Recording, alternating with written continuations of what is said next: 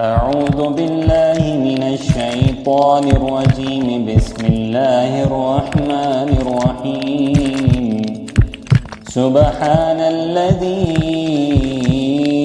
أسرى بعبده ليلا من المسجد الحرام إلى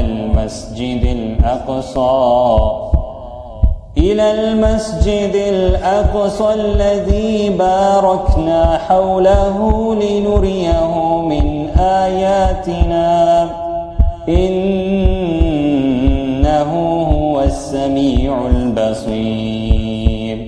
وآتينا موسى الكتاب وجعلناه هدى لبني إسرائيل ألا تتخذوا من دوني وكيلا ذرية من حملنا مع نوح إنه كان عبدا شكورا. وقضينا إلى بني إسرائيل في الكتاب لتفسدن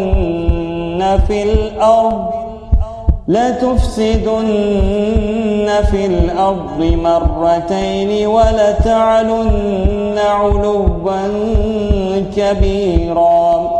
فإذا جاء وعد أولاهما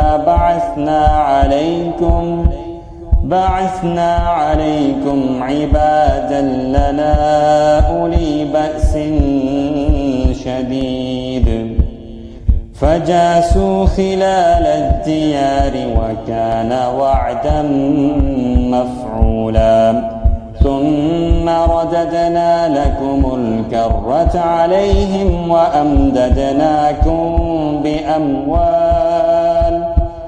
بأموال وبنين وجعلناكم أكثر نفيرا.